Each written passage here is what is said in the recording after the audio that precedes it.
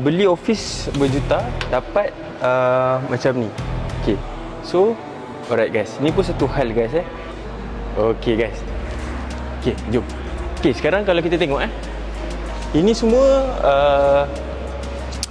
orang panggil glazing area. Glazing area ni bermaksud dia bukan window. Kita tak boleh akses, kita tak boleh buka tutup kat bahagian ni. Dia membenarkan cahaya matahari masuk guys Okay, jadi apa yang kita boleh komen? Okay, jom. Nampak guys So dia ada spacer between ni. So pemasangan tak kemas guys Nampak dia ada berlubang So itu salah satunya lah.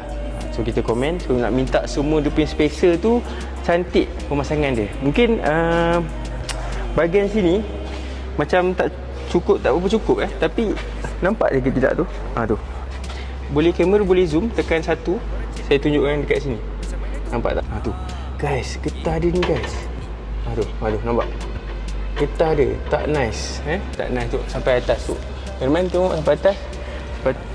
Zoom, gerak sampai atas lagi. Ni tu satu.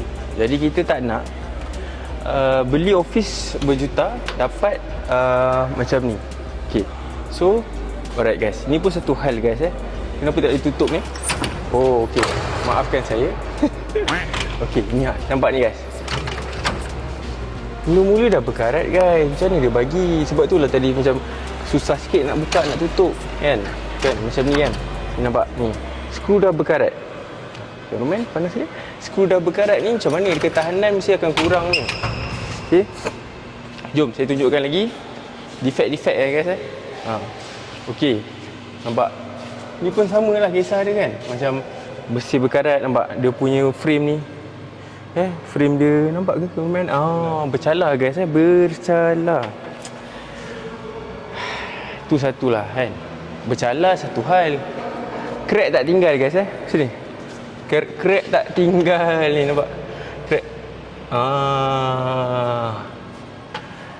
Rumah berjuta ada crack. Itu memang kita tak boleh maafkan lah Tak boleh maafkan. Okey, jom.